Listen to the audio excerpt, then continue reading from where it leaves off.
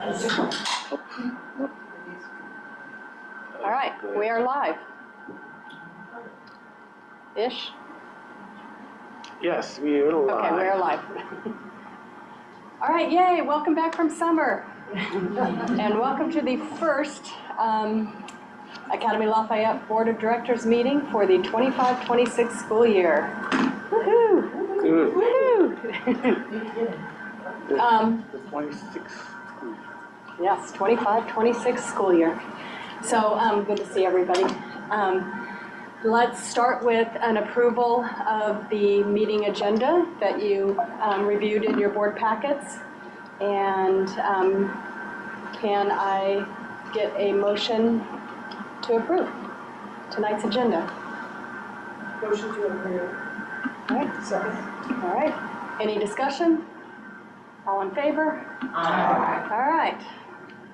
I don't believe we have any stakeholder comments. No, we don't. All right.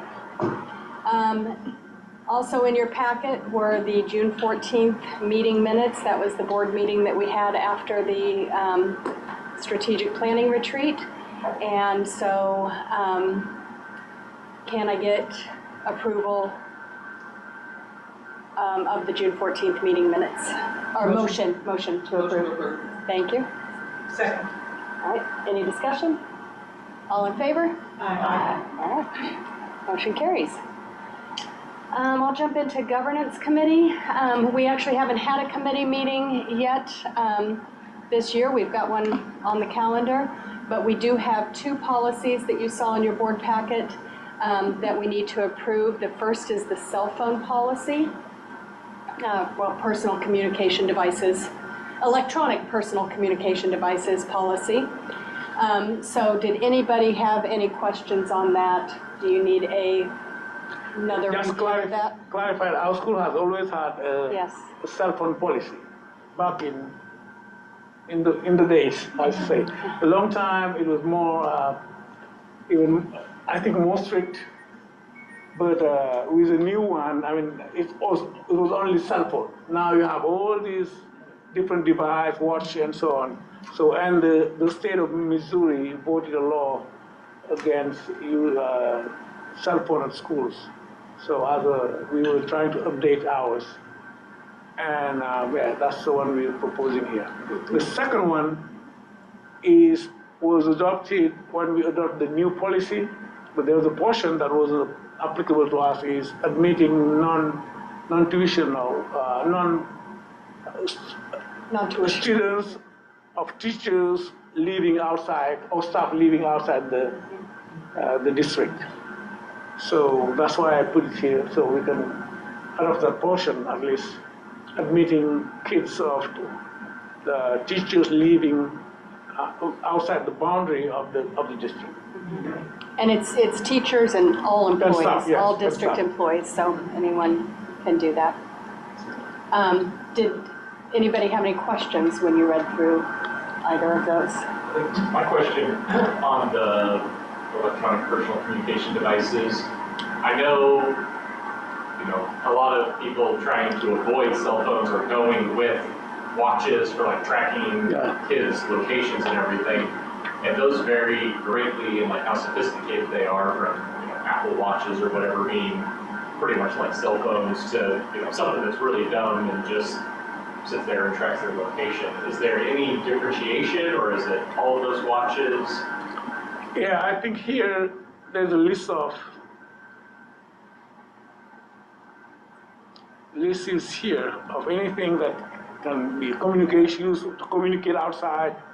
So I mean, I think in that definition, it'd be anything that had like a cell phone type of thing on it would be considered a wearable device. And capable of communicating outside. So and then the big idea would be, hey, just put it in your backpack and try to keep it away during class times. So as we say, they should not be seen from they enter the building or they exit the buildings.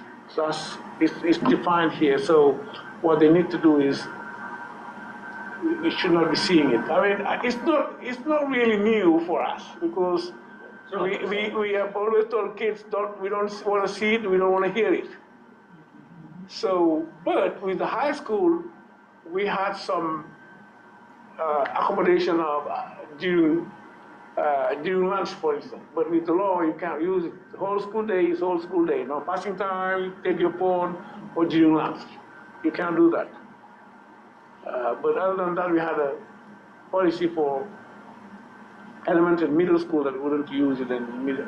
But now we have these watches and different other means of communication that's part of the policy. Yeah, I think, I don't want to call it a concern. The only thing I think about is like the little kids who have watches for like being tracked on the buses and everything, making sure that they're able to get them back on. It's just something parents are going to have to train the kids on, I guess. So. Yeah, and I think our buses will have tracking system for this year, for parents to know what tracking system. So, yeah, I understand the times have changed a lot, but I'm asking, how did parents do 10 years ago? So, and so on. But, you know, if there's a new safety device, they'll always adopt it. It's totally normal that they'll do it. So, but the buses have, we'll have tracking system for parents to see where the bus. Is that new this year? Or It's going to be new. We bought something. We were not able to activate it last year. Yeah. So then, since it's the last instructional day of the or period of the day, then what about like sports teams and that kind of thing after school? Anytime when it's regular school, field trip, they can use it. So, but there are some exceptions when there's emergency, like the active fire, tornado drill, these kind of things that school evacuation, medical emergency, and so on, that they can use it.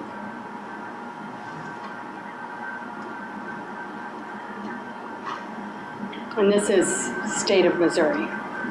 Yeah, it's the recommendation that school district need to adopt something.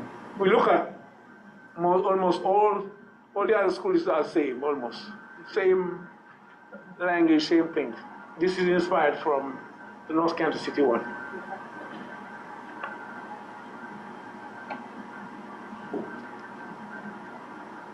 All right, any other questions on that? Do you want us to vote on that one tonight? Yeah, this. Okay. Because school is happening. Oh, that's right, next week. Yeah, Starting next week. We still have hours, but yeah. I think we need to. I have a question about the tuition. I was curious as far as like the students, the employees / teachers who are not living in the district, what is that money backpack though? Because as far as the federal funding, will we get it as a district or will it still be assigned to whatever? It says in the policy that they be considered as residents, so we can build a state. Okay, cool. Okay, that's what. Okay. So this wouldn't include Kansas? No, if you live in Kansas, you're not part of it. But as long as you live in Missouri, we Yes. can do it. Okay, good. Okay, I like that. Yeah. I think that'd be awesome for anyone considering Académie Lafayette. That'd be perfect. So that's awesome. We get that. Absolutely. All right, well then Can I let's, make a motion to approve the new policies? yeah, do we have to approve them separately? I think we do. Yes. Let's start with the cell phone policy, or the, it's actually called the, let's call it the right thing. Can we get a motion to approve the student use of electronic personal communication devices policy? So moved. And a second? Everybody's so good. Any more discussion? All right, all in favor? Aye. Any opposed? All right, motion carries. And then the next one that we discussed, I want to get the name right. Yeah, I put review because, as I said, it was approved in December 2023. Remember when we approved it? Oh, wow. But there was, because it was taken from the MTE policy. Okay, But while I'm revising it, I saw it's there, but it wasn't applicable to us. It was for districts. Now it's applicable to us. okay. To make a motion to approve the Yeah. updated or Yeah, updated, Yeah. maybe. updated admissions of non-tuition student policy? Yeah, updated policy 2230. Okay. Updated policy of 2230. All right, anyone second? Any more discussion? All in favor? Aye. Opposed? Motion carries.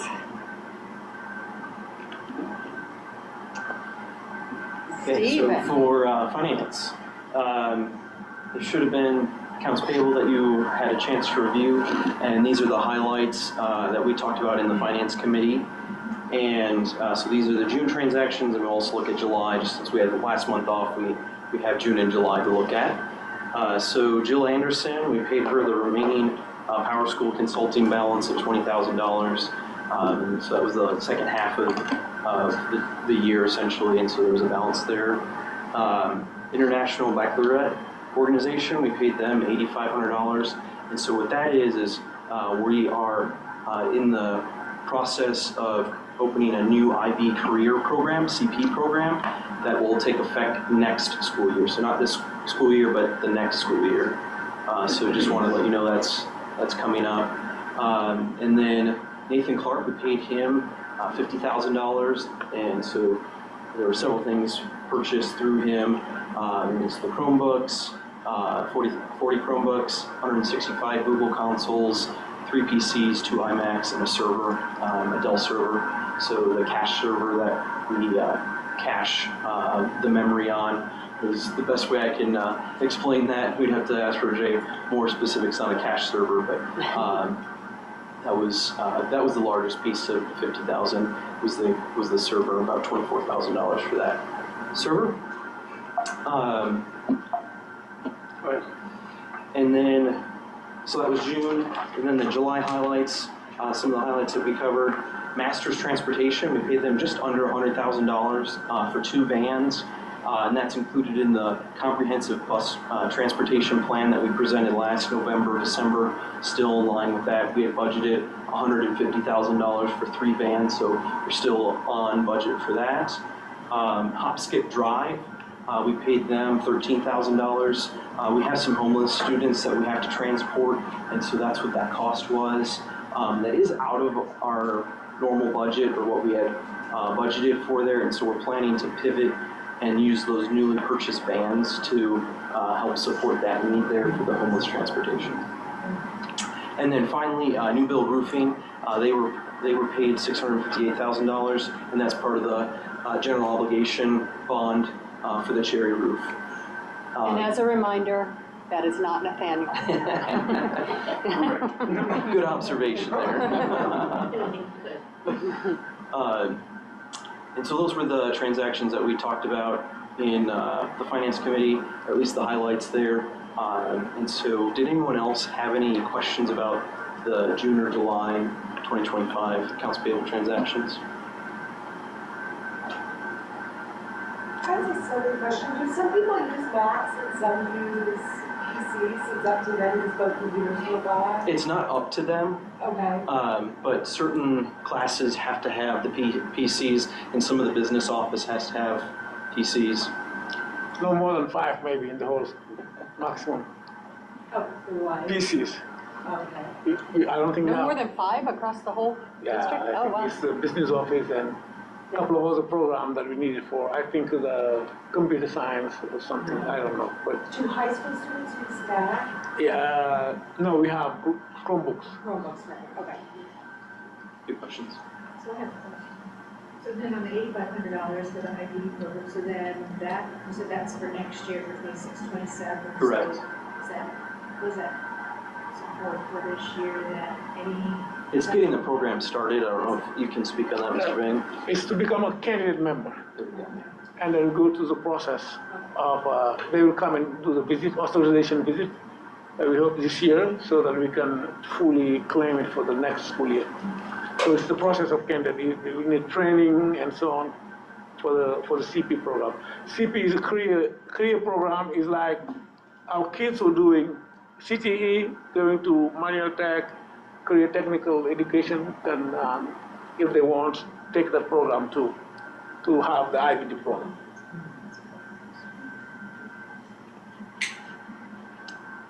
right. Any other questions? All right, can we get a motion to approve the accounts payable for both June and July? So moved. All right, second? All right. Any more questions? All right, all in favor? Aye. Aye. Any opposed? Motion carries. Right, financial statements. We would like to give at least a high level from a cash in, cash out perspective. And so for the month of June, we spent more than we received by about $250,000. Some of that was like the technology that you all voted on at the last board meeting for the smart boards, smart TVs. That was $200,000. So that's a big portion of that cash that went out. And so, like I said, typically, we received more than we spent, at least in the last few months of the trend. And then cumulatively, if we're looking at July through June, we received more than we spent by about $2.6 million. And biggest driver there is the state payment. And so if you remember, we received additional weights in the per watt, weighted average daily attendance. And then the per watt amount was also increased over the budget. So we had budgeted $12,440, but we were receiving $13,257. So about a $900 difference in our budget on the positive side. And so that was about a $2 million increase that we were expecting.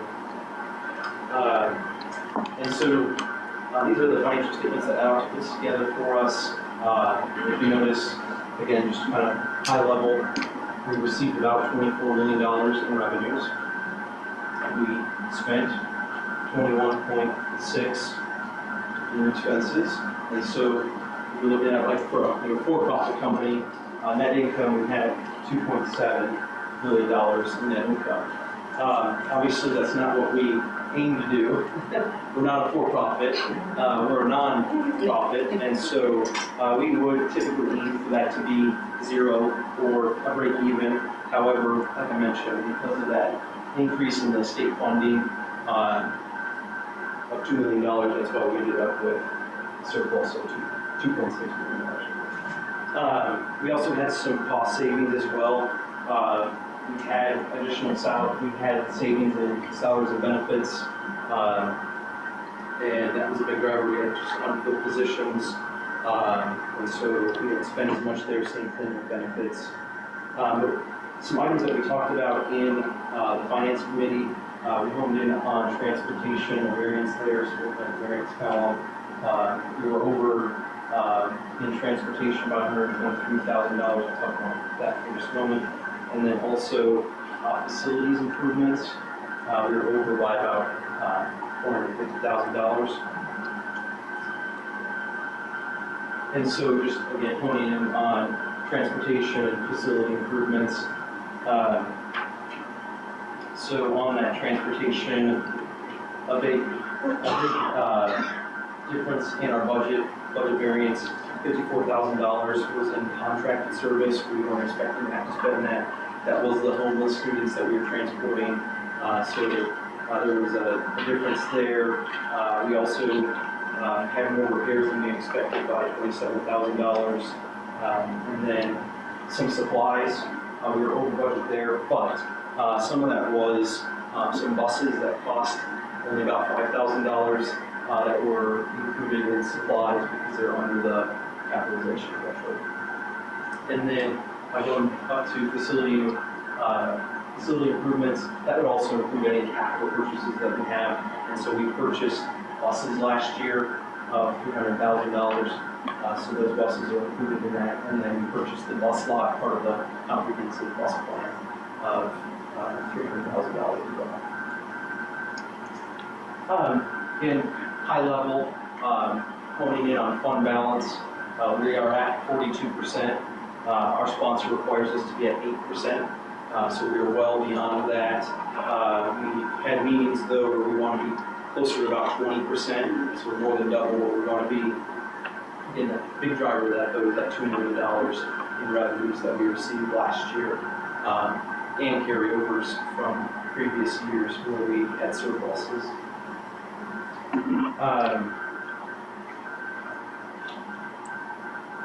So it's still strong fund balance, but that's not where the board has talked about.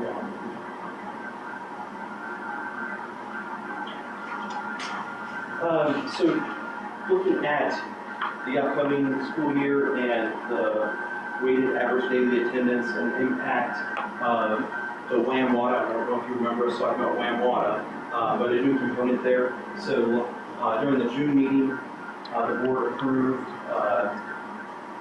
part of the board approved budget, we were talking about receiving $20.2 million in state revenues. And we were basing that on 1,516 WADA at a per WADA of 13,500. We have more information now, just with the WAM-WADA. So we're expecting that with including the 10% WAM, which is like, it's a weighted average of our September and January membership. We get 10% of that as a weight, and we take our 90% of our 15-16. And so then we really get a +5 off of this new formula is what we're getting. And also, the amount that we're being paid, we're expecting that to be higher again, which is $14,353. That's actually a conservative estimate. During July, we received $14,777, but that does fluctuate. And typically, it may be higher towards the beginning, and then it kind of gets to where it will be for the rest of the year towards November. So that's about $850 more than what we had budgeted here. And so with the +5 and the $850 per WADA, we're looking at potentially $1.6 million more than what we budgeted. But in finance, we did talk about we're working on a 5-year projection, and then once we have that 5-year projection, we also do want to look at a rebudget for the current year so that we don't end up with a surplus again at the end of the year. Because again, we're not a full profit. Yeah, and I know we appreciate how conservative you are with that WADA without, being too conservative. So Right. it's, and I know it's a balance for you. 3 years ago, we were only getting paid $9,000 on the per WADA. So with the Fix the Glitch, we are doing much better, thankfully. However, we still want to break even. Yes. Do they ever take that money if they see like such a significant surplus? No, well, I'm not aware of it. They did it 2 years ago. Well, it was because of an attendance issue. Yeah, it's $400,000. I remember we were at the end of the school year. Oops, there's a mistake. They wiped out. I think Yes. a lot So of money. if you over-report your attendance, if you overestimate your attendance, they will claw it back. But this is But then not because of that. It's just a funding formula change essentially from 3 years ago. And because of the decline in KCPS's enrollment as well, that's benefited us. And then a hot topic, title funds. These were frozen and then they became unfrozen. And so how it impacts us though, for Title I, we had budgeted $206,000, and what it landed at after being frozen is $198,000, so just about a $8,000 difference there. Last year's allocation was $200,000, so not much of a difference if we look at the two allocations. Title II funds, that's actually up by $2,000, so the board approved $32,800. We're up to $34,000 in the allocation. We don't receive any Title III funds regardless. And then Title IV funds, the slide's actually outdated now. We're actually receiving just about $15,000 in the allocation, so it's more than what we had budgeted there too. So net, maybe only a $6,000 decrease allocation in Title funds, so it's not a big deal for us.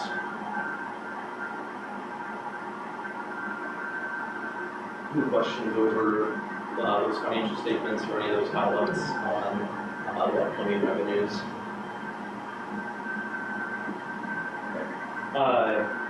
Something that we wanted to, we put in the packet as well as a draft resolution. This is something we've been talking about for about a year now, but it's with tax exempt bonds. It's not with GO bonds. It's tax exempt bond financing, and it's a way for us to finance some of our capital projects without going to the bank and getting a loan.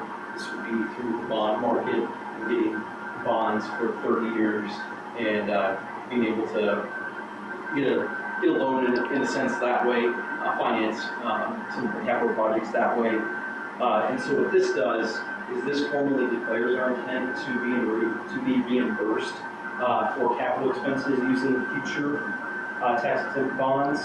And so the language in this draft resolution, the language that we chose was not to call out a specific real estate that we may be interested in acquiring. But at the end of the day, it allows the school to be reimbursed on eligible soft costs, which soft costs would include architectural fees, consulting on projects, or even like feasibility studies. So if we needed to spend some soft costs on building the gymnasium off the end here, we could apply those costs to future bond proceeds and be reimbursed, rather than if we issue a bond and we spent money before and we didn't have this resolution in place, we could not be reimbursed on those costs. And so this lets us get reimbursed for those costs. We weren't planning for you to vote on that tonight, but we just wanted to make you aware that probably next month we'll put that in front of you again. And I don't know if Michelle, if you wanted to say anything about that kind of a resolution. I don't think we've typically had that before. But it'll be in the packet next month. Yeah, So yeah. what was the additional information? If you, other than that, no. If you have questions, though, feel free to shoot them our way.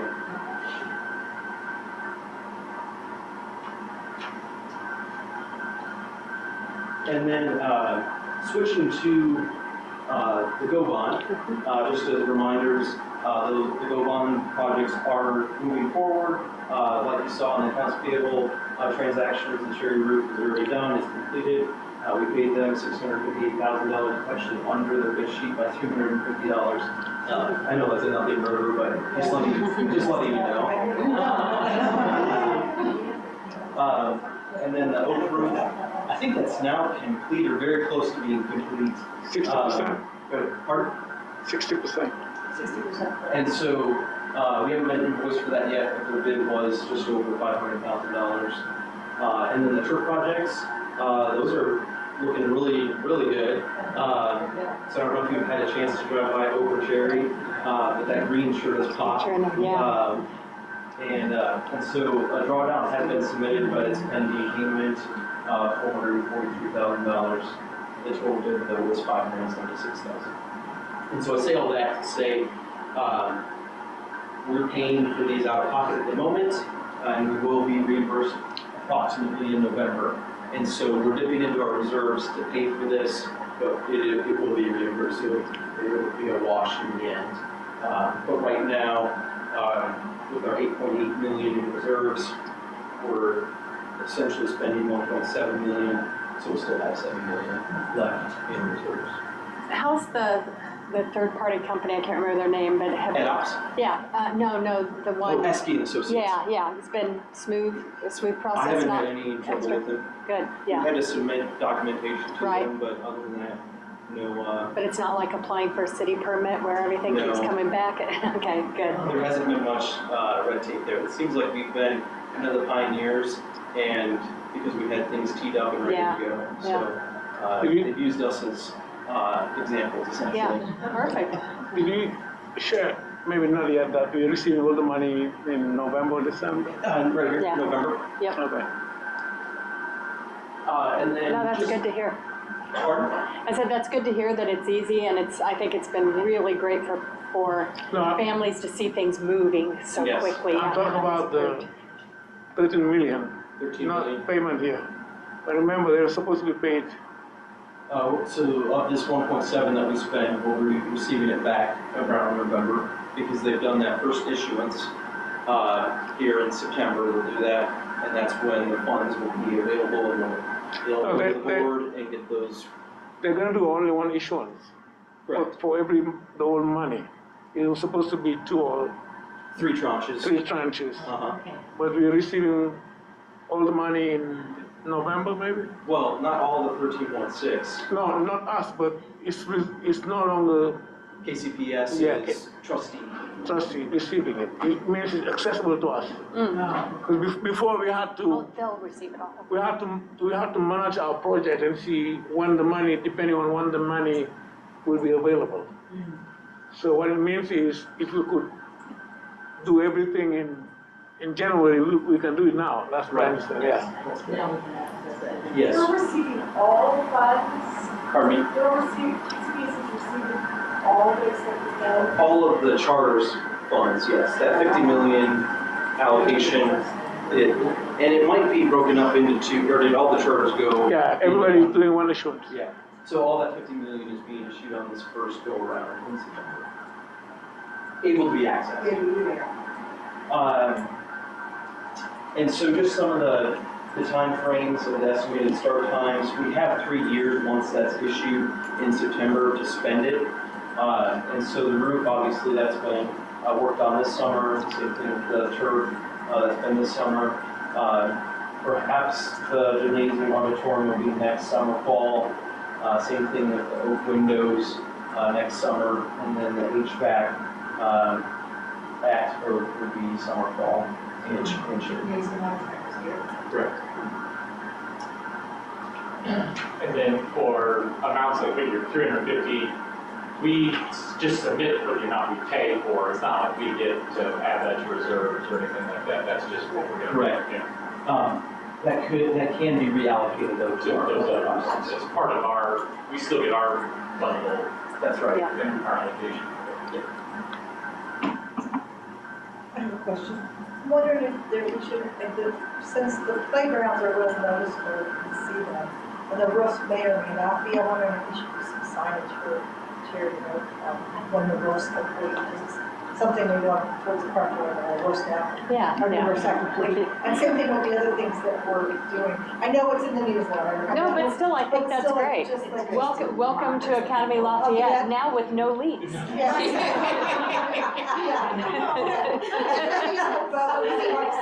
know the playgrounds are very noticeable. Yeah, that's visible. That's a good idea, just to. And same thing with like I'm thinking like Yes. down the road for HVAC and the other things that are gonna be. The non-glamorous That's- stuff. Yeah, they're just not glamorous, but they're. They're really for people to important. know. I agree. Yeah. Put those signs up, thanks for your support, and then Yeah. remind them so that they know to do what Yeah. they're paying for. Yeah. They did that on my street. Yeah. And they had nice black paved roads. I'm like, you know what, I paid for that. Yeah, exactly. But it is, and it is, thanks for your vote. Yeah, you know, I agree. This Yeah, is your what we support. Yeah, I got. agree, we should do that. So the next time we need support, they're ready to go, Jen. Yeah. Yeah, that's a great idea. Okay, Allison. Hi. All right. I also have a relatively brief report this month. The development committee has not met yet in August. We meet later this month. So my report today really just wants to level set from an event and overall development department revenue standpoint for the 25-26 school year, what our goals are, and some mostly firm dates for the upcoming event.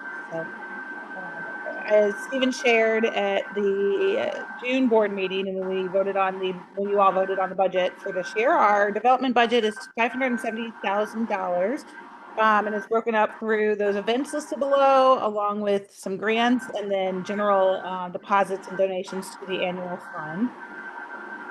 And then just some key events. I do just want to highlight, we're jumping pretty soon into the cash raffle coming up. But we aren't outside of the benefit breakfast. Most of these are our standard events that we do on a yearly basis. So between September, if you're new to AL or to the school, September to May, these are the development owned events. So they're separate from a PTO event and separate from some other school organized events. But when it comes to the annual fund itself, our goals, these are the events that help us meet those goals. We are actually adding a benefit breakfast in this year. targeting the February timeframe. More details to come on that, but that is the only new event coming in this year. Outside of that, it is our standard run-up show. Any questions? Do you have any questions on development? All right, make it happen. Make it rain. So the district performance committee met last week. Yeah. We changed our time now. It's going to be 6 o'clock on Tuesdays. Yes. So we have Gus is here he's one of the volunteer members. Oh, yay. And thank you for joining us. He's UMKC. So we discussed the goal and where we are. If you can see it here, the goal is in blue. The first year, last year, we kind of met, or actually a little bit. What we've noticed is we're down, but we did not change the goal. The green one is the goal that we initially set. I could think we can reach it again because what we've seen this year, the going down, should be addressed. We should be able to address it. There's a combination of different factors. 10 days of snow days, not instruction, but also a lot of disruption, especially at Alma here, with kids losing a lot of instructional times when they have sports or competition. The reason was mainly we're using our own buses. Let's say, example, somebody they have cross-country competition or meet. Unfortunately, what we do was, instead of leaving maybe 30 minutes, 1 hour before, they used to leave 2 hours before, or 2 hours and a half. It's significant time because we're using the same bus that is bringing the athletes come back, go to elementary school to take them at the end of the school day. So what we're doing is contracting probably with a student or designating a bus that would be in charge of that, so that we're not losing instructional time. But we've had teachers sharing their concern about a lot of time lost, especially those courses at the end of the school day. And another thing is the principals in middle school she has redesigned the schedule in such a way that it would not impact those subjects. So, and of course, we just need to be more prepared for the mock test. When I say prepare, in the process of getting it organized. So that's why we think that we're down here, but we think we're gonna, in the OC subject, we think we should be able to go back to on track based on the goal we had. And unfortunately, unfortunately, we tend to think that success is at nines, line them, and I remember Obama saying and others, success doesn't come in a straight line, but in zigzag. So I think that it's going to be going up. We don't want to have a trend downward. We want to do a zigzag, pass the goal, maybe come back a little bit and then move, but at the end of the day, that's what we want to do. So that's our hope here. As you can see, same thing. Kind of like a zigzag went up, down here. Hopefully, it's in mathematics. Hopefully, again, we have not changed the goal. It's in green. That's what we set 2 years ago or 3 years ago. We hope that we'll be able to get there. But the most drop was in science. In science, we have been strong in science compared to others. And there's also a lot of factors. In biology, for instance, high school was significantly down. But that one is hard to predict because, they're new students. So, but it's something that shared with our teachers to make sure we can get that. Again, here we have not changed the goal also. It's the same goal. We think we should be able to get back on track this coming year. Any question for the academic goal before we move forward? Yeah, I was wondering about academic support for the students. I know we talked about that last year, like the need, whether or not we could afford more tutoring support, after school care, We have money now. To do that. Yes, today I met with the Title I coordinator. We talked about it. Providing, and especially in first grade, because first grade was not used to be part of the academic support, but we're going to start early. When we in first grade, we used to use, of course, Title I money. We need to use our own fund to do that. And that's what we agreed. We had a discussion last week.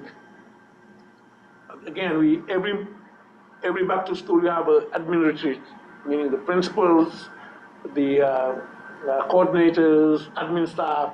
We had a discussion about that also, making sure we start academic support very early, no later than mid-September, and making sure that first graders are supported very early too. So the challenge will not be the money, it's about having enough teachers to be able to do that. But that's something and we have also hired this year an additional reading interventionist in French at Cherry. So in our budget, we have 2 reading interventionists per building, 1 in English and 1 in French for both buildings, but we, believe it or not, we were not able to find an English reading interventionist. For French, we had to convert one of our classroom teachers who's really good, who is interested in doing it, and we hire other teachers. But finding one in English we made few offers. Great people, but did not take it. Interesting. So at Oak, we don't have a French reading interventionist, we have an English one. So, but it's part of the budget. If tomorrow somebody who's competent in reading intervention in English working, we'll hire them. Do we have an interventionist in math? Pardon? Is there an interventionist in math? No, we don't. We do it in after school academic support. After school academic support. We do the reading interventionist, and I know that a couple of administrators, a couple of principals were pushing for a intervention, sharing the reading interventionist time with the math. Because what we do is, the last how many years, I would say, the last 7 years or 8 years, we've carved out 30 minutes every day for reading. One group advanced is reading in French, mainly in French, and those who are struggling in English. So that's what we did, I think it was 8 years ago. The result we saw was our English language art scores were higher. It used to be lower than math, now it's much higher. What we will do in math is focusing on professional development, teacher efficacy, and effectiveness, and also just academic support.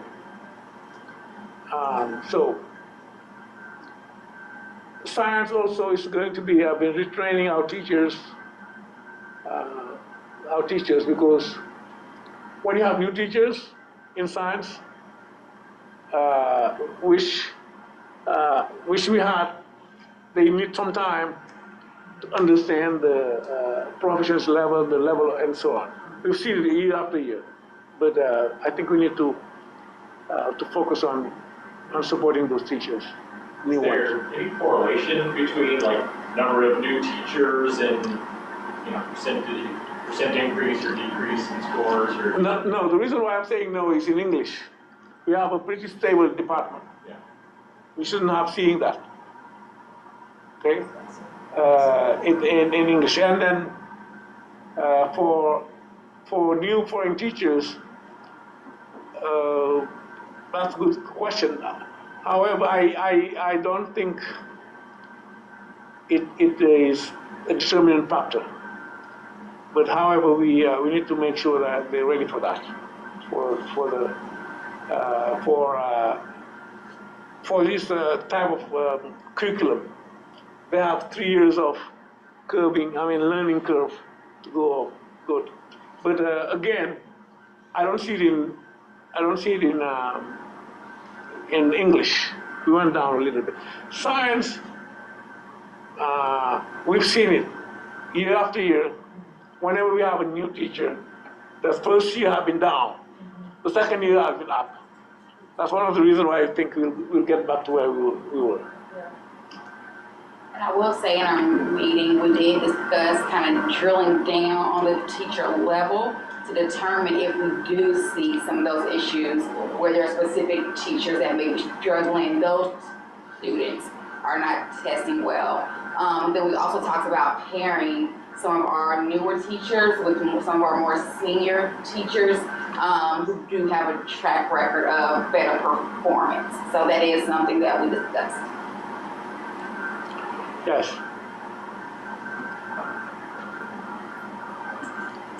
This is what teacher retention. As of today, it's where we are. Our goal is in 88.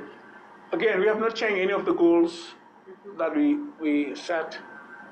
So we were planning to get to 86. This year we are at 88.3 teacher retention.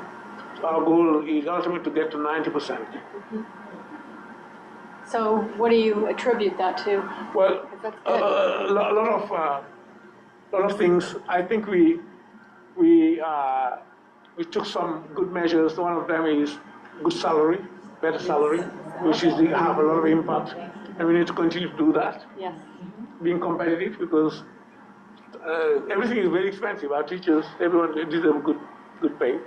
Second one is we look at the survey before, and then we created a PD committee that composed mainly of teachers. They will determine what are their needs and take hold and do it. Plan a PD committee. I also have a 2 years ago teacher advisory committee or teacher advisory council. We have 2 teachers per building, and then we meet once, I'll say 1 teacher for building, and then 2 other teachers that will be chosen. So we meet once a month just to hear feedback from the teachers and try to see what we can address. Legitimate concern. One of them that we addressed last year, remember, was paying non-used sick time. Right. So it's one of them. The second one was teachers who lived outside of the district having kids here. We tried to solve it, but fortunately the law came and helped us with that. Yeah. So that's what we're trying to do, being more attentive to needs and see how we can address it. I mean, if you look at, for the first time ever in middle school, so far, I don't know if it's going to change, we have 0 attrition. So which is great. So yeah, I think it could have been better because we have at least 3 teachers who were renewed based on evaluation. It could have reached 89%, something like that. And then we have retired teachers too. Okay. Yeah. So the last one is student attrition. We don't have it now, but we set the goal, the same goal as I said. I'm sharing with you. We have not changed it where we are. So we will know the attrition rate in October. It will share with you. Why? Because for DESI, the count, this coming year count start at the third Wednesday of the year, of September, sorry. The third Wednesday of September is when we start counting officially for this year, and that's when we will know exactly who is here and who is not here. And then we can determine what our attrition rate. The difference between K8 and K12 is because of the attrition in between 8th grade and 9th grade. That's why we break it down this way. hoping that as we move forward and become more established, we will have more retention from 8th grade and to 9th grade. Great. Any question, concern? I know you were trying to have a meeting in 1 hour. But we've had a lot of, No, not the first meeting. Let's do the second meeting. but we've had a lot of good discussion, so that's Staff good. recognition, I share with you, this is a welcome to the new teachers at Cherry. We're excited to have you join our team. So all these are new teachers who joined Cherry, Natasha Nelson, I got Dababel Blair, Alexander Mel, Francois Meunier, Lauren McKnight, Wilson Tangi Imba, and Andrea Kuhlman. Great. I also as teacher, same thing, welcoming the new teachers at Oak. We warmly recognize, celebrate the new teachers who have joined our team, leaving behind their families and friends to begin a new chapter of their life. Their courage, dedication, and passion for education are deeply appreciated, and we are grateful for the unique perspective and contribution they bring to help shape the future of our school. Welcome. This is a picture of all the newcomers and some of the principals and principals. Great. Here also for Alma, we have, the great thing is we have new teachers that did not, I would say, the Spanish teacher, remember the whole year we were able to find a high school Spanish teacher. Now we have 2 Spanish teachers. So you can see 2, but one of them was in middle school and moved to high school. We have it, the one, Dr. Astudio. And we have also replaced the special education. So Arin Burbeck and Rory Bahrain is also a second music teacher. We had 1 music teacher, now we have 2. 1 for band, 1 for So this will be for choir, right? Choir, yeah. Yeah, great. So sorry, we're going to have. Christy Dabalos is our social study for high school, great. And Dr. Rita Mary Rash was teaching in, high school, high school biology. But she was in another school, and then teaching part-time, full-time there and part-time here. Now she's full-time with us for high school That's there. good. Yeah, we have Karen Herbert also is a journalist who was here with us. So some of them were already here, but not full-time. Yeah. So we turned them into full-time. So, and Cheryl Burton is a new special ed teacher who replacing somebody who retired. Welcome to all. It's very exciting to have all our. Yeah. The great thing is the visa we have all the visas except for one because that one was filed in July. It will take some time. But we have all our H-1B visa and J1, they're all here. Yeah, incredible for the first time. Well, interns, we have 7, I think, already here. There's 1 who will be here. 7 or 6. 1 is missing. 1 will be here. So it's great, but we're still looking for English language art reading interventions.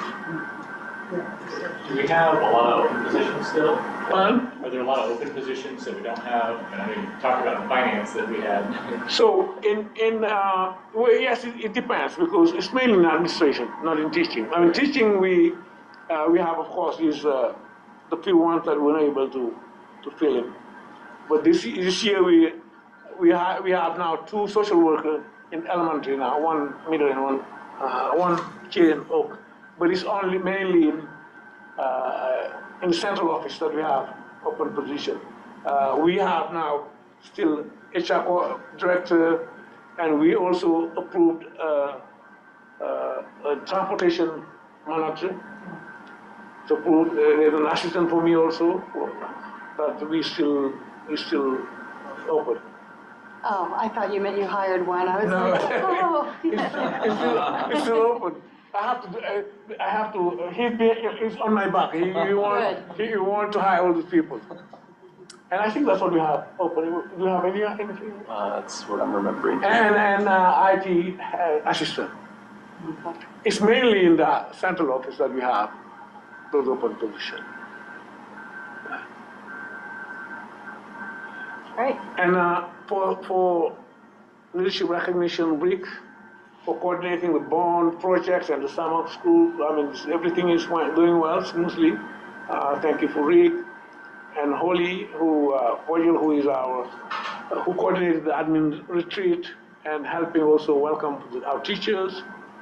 Marshall Berry, who retired but keep helping us, was here part of the summer helping our new finance coordinator and also attending and participating in the interview for HR coordinator. She's one of people also on my back. She will text me, have you done this and so on. And she want to make sure we hire somebody. And of course, Cherry, principal and principal, they almost didn't have vacations. Yeah. Unfortunately, we want them to have vacation. And they have been here recruiting and welcoming and supporting driving teachers. They did a fantastic job, Heather and Jean-Claude. And last but not least, our summer school coordinator, Gina Rene, he was a former parent and did a great job managing the program. So again, as I said, we did our retreat. Every year we have 4 retreats for admin. What do? We look at our strategic goals, look at the data, how well we're doing, and how we can adjust it. We have one at the beginning, before school starts, one in October, and one in February, and one in May, just to track our strategic plan and discuss. So, again, new teachers are here. We did the orientation. It's the last day. But we want to really thank all our parents and staff who hosted new teachers. It's really hard when you come to a new country. I mean, you have families. Many of our new teachers come with family members, children. So I think it's very can be challenging. But again, our families stepped up and did a fantastic job to support them. Tomorrow is back to school for our returning teacher, everybody. I've invited Michelle to come and address everyone, as she did last year. Student will start the next Tuesday. So, again, as I said, the visa was very successful. We received all our teachers. We have not had any issue at this point. Is that start date for everyone? That's just like. No, that's first and sixth, or no, kindergarten. Kindergarten. Yeah.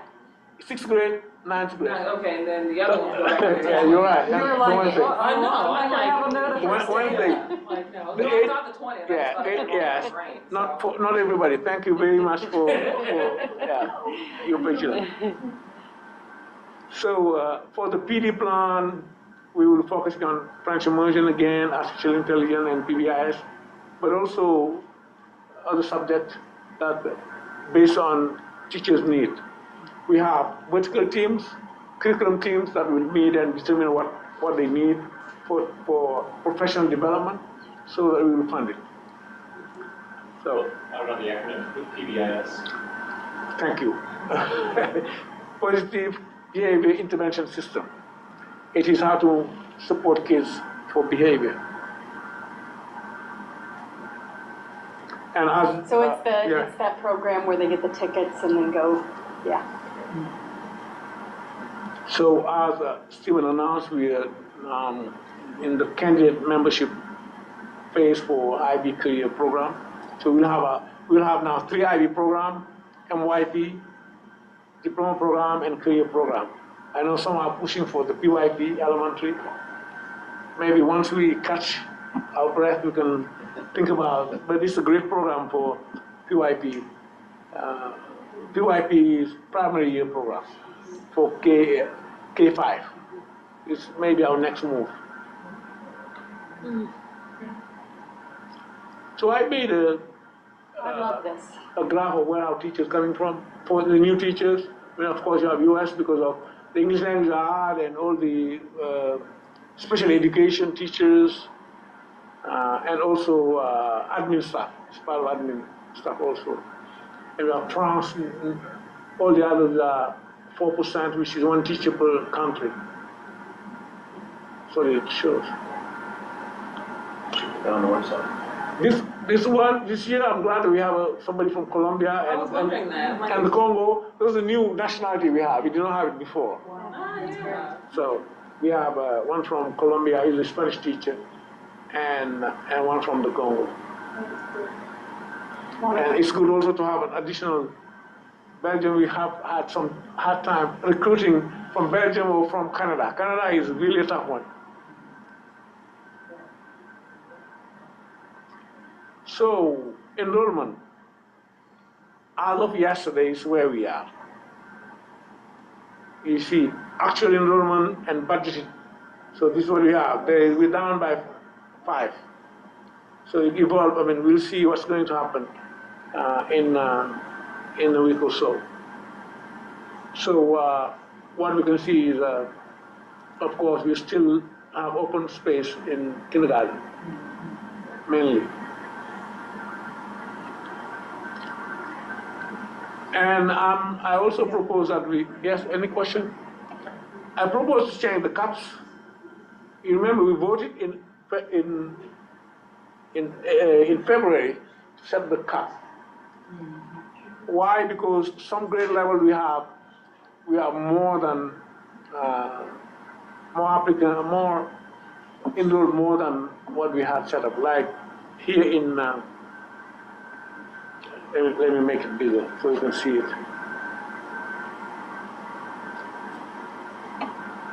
This is grade level, 9th grade. We set the cap at 30. We want to revise it to 40 because we already have 37 who are ready to get it. Okay? So here, in 8th grade, we set the cap at 100 and our own student now, and then part of it also we have new teachers or new staff coming with the kids. So we have 105. So we have 104 at this point. We want to move it to 105 for the cap. And 10th grade, we want to decrease it to 25 because we have already 25 enrolled. And the next one is 12th grade. We're not touching 11, 12th grade, we set it at 32, we have 35, we have 33, we want to move it to 35. Because we already have a couple that we want to admit to get to 35. They're already available. And in 9th grade also, we have 2 more that are ready to get in, would take it to 39. So, Great. one more is this one, kindergarten, pre-K. Pre-K cap was set at 24. We want to move it to 32 because it's what is allowed by this. Correct. That's what we can. So, and part of the reason is our partner, the Emmanuel, is ready to open a 2nd class for us. And we have, I think, 30 on the wait list. We have 30 on the wait list.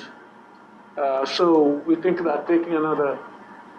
So, and another initiative we're considering, I know it's crazy, but we're considering it, is opening a preschool class at Oak.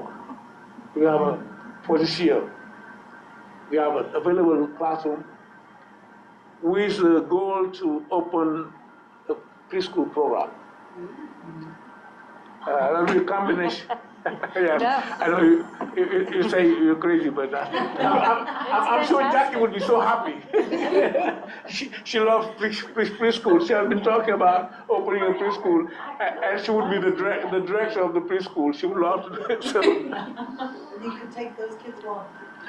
Yes, the thing is, That's it, we'll feed right the in. reason I'm thinking that way is You know, there's a decline in enrollment in public school. And in Berkeley. And the need for preschool exists. So it'll be better early to capture them, okay, early, and to transform into, yeah, if you can do it. And that classroom would maybe be at Oak, but it could be, they could end up at Cherry. No, this is only for 1 year. Remember, Cherry has pre-K also. Because the pre-K we have at Emmanuel is a Cherry one. So it doesn't do for Oak kids at all, at the Emmanuel? No, what I'm saying is depending. What I'm trying to say is Cherry is the pre-K 5. Oak is a K5. We're adding a pre-K, so we have 2 pre-K. So ultimately, we want to get a building or somewhere, go back to the church, so or somewhere, or if you have space, create a preschool for boys, and then or unified preschool, depending on what. But it will take a year of planning. The reason why I'm thinking of that way is at this point, we're eligible to have 32 pre-K. But there's another grant, state grant, that you can write to get additional funding. And even if you want more, you can have a hybrid funding from public funding, but also you can charge tuition for people who are eligible to get a pre-K. What I'm saying is, at this point, you have to be eligible free and reduced to have it free. Right. But if you have a really good program, I mean, you can have 40 kids funded by the state and 20 kids parents who want to. I mean, if you want a one-stop school, instead of having a preschooler somewhere else and your first or second grader at Cherry, and you have a good preschool there, you can enroll there and continue if you're eligible. That's what we're thinking. Yeah, I think it's a great idea. Yeah, when my boys were young, I had to stand in line at Hale Cup at 3 o'clock in the morning to get a pre-K seat, and I was all about that life, just to get that seat. Yeah. So I think that if we could open that up for our parents, I think that would definitely be a feeder for our. They have a pre-K at Hale? At the time they did, yeah, Okay. yeah. It was Hale Cook had a pre-K program, but Border Star had a pre-K program too. Yeah, but it was like 14 seats, and so I was up at 3 o'clock in the morning. So you had to physically show up there to sign your name. Yes. And then once you get them, let me say, that's one of the things we need to think about for our preschool, our kindergarten enrollment. Invest in a good preschool that will be self-sustained and also help us. So we have. Pre-K French? Yes, past French. It would be. At Emmanuel, we introduced the French. It's only, 30 to 40 minutes a day. But if you have our own pre-K, it's going to be bilingual. But it would be income guidelines, like the one at Emmanuel. It has income guideline. It has to because it's funded by the state. Yeah. But if you have our own, we can all use the state funding for low income, and then payment for those who charge tuition for others. But that would be at the Oak pre-K, or at this time it would just all be, At this point, what we are thinking, we have 2 options. The 32, give it to Emmanuel, if they can open it, have 2 classes for us. They will be all 300 youth, all of them. and they'd all go to Cherry. No, they're not going all to Cherry. Okay. They depend, according to DESI, they're overseen by Cherry. They're under Cherry. But next year, when they're going to kindergarten, they're not all going to Cherry. They will be separate. Yeah. That was my thought. I understand. So You did say that kind of in a confusing way. no, To what? me, because you said they go to Cherry, but I. No, when I say Cherry is Cherry's program. they're part of Cherry. Located over here versus, whatever. But they're not, they're everywhere. And, So, and yeah. just to clarify, you're talking about that for the 26-27 school year, or you're not talking about? Right. starting. You're not open. Yeah, I'm talking about this September.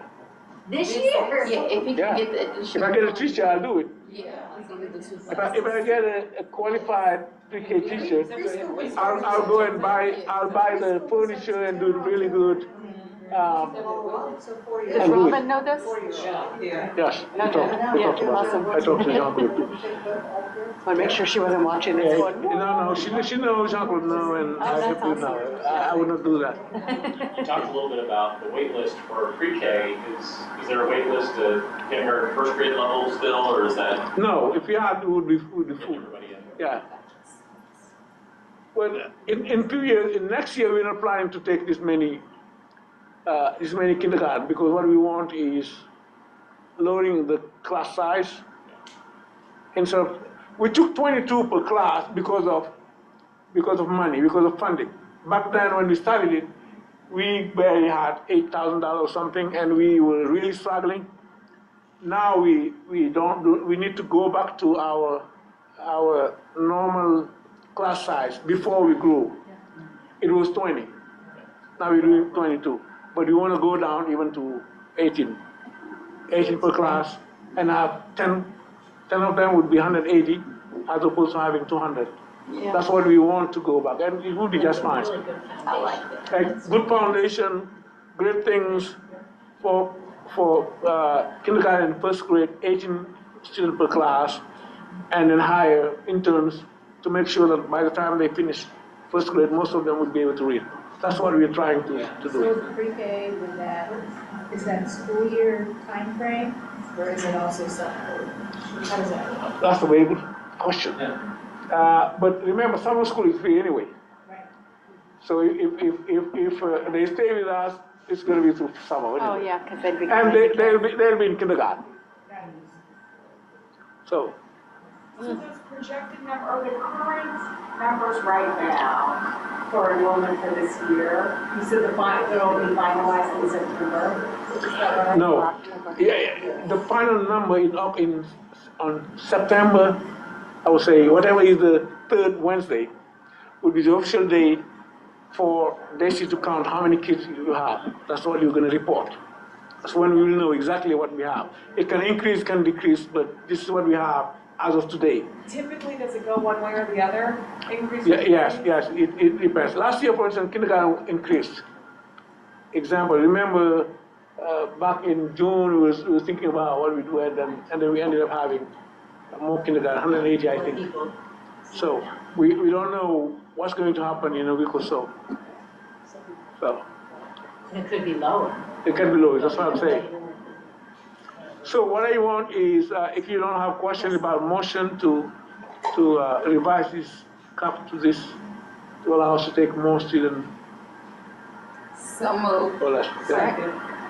All right, did you get the second, Kelly? All right, all in favor, or wait, yeah, motion second, okay, any more discussion? Where am I? All in favor? Aye. Any opposed? All right, Thank you. passes. Okay, the bond, I mean, he's already done. Thank you, Stephen, you will save us some time. All right. So this is, I put this, you can see how it is, I love that. So nice. Yeah, it's so nice. cherry one.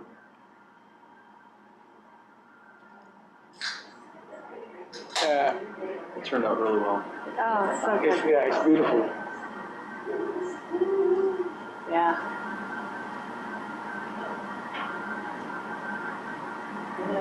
Great. So,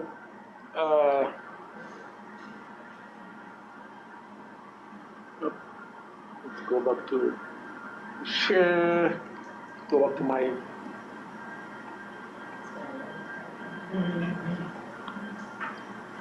So, again, we've already done those. Yep. The turfs, gymnasium, we talk about it, start planning to start construction later, but we may start the process because we need to have architect drawing, RFP, starting it early. So we're also exploring other options, see what we can do also. would you say, considering different options, you just mean trying to figure out what all you wanted to incorporate, or So, is that too much? I mean, you know. no, that's not that. It's because you were new board members. They're having discussion in closed session. In closed session. so And we then can have people a can review. fill you in also. Yeah. So, because it's a real sick thing. So, we're trying to see what kind of option we can have to have that gymnasium and auditorium solve the problem. So again, the HVAC schedule next phase. This is the new van we bought, the new one, beautiful. So we're still waiting for the final review of for the Kansas permit division for reclassification of the facility. The facility is here, is the house, that will be the office, and then we will put our buses here, right here. Okay. So, again, our buildings are ready. I mean, they're being ready and cleaned and also painted. Okay, you have any question about anything? Any concern? I do like suggestion? visuals. I love seeing what we pay for. It Yes. makes me happy. Yeah. As I drove up and I was like, oh, wasn't it? Thank you. Yeah. Yeah. I could not go on top of the roof and take a picture. I forgive you, don't worry. Yeah. One of the drones. Yeah. Live video on the rooftop. Believe it or not, but every afternoon I'll go and visit all those things and take pictures. I have a lot of pictures. I even have the film for oak. So, but yeah. Yeah. I showed the boys the video today when I looked at the folder. They were so excited, like, is that my school? Yeah, oak is a big field, and Yeah. I've heard one of the PE teachers say, "Oh, we can practice there." I say, "Well, this is not for you guys." Yeah. That's funny. I mean, we are Kansas City is soccer, also a soccer city. Yeah. So we are having the World Cup. I think Académie Lafayette also is a soccer school or soccer district. Which is good. Absolutely. Yes. I didn't know anything about the game before my kids got older in the school, so I'm excited. In fact, we should take them to a current game. Just that should be. Yes. Do you have a No, I have nothing. I have nothing. great? That's great. Great. All right.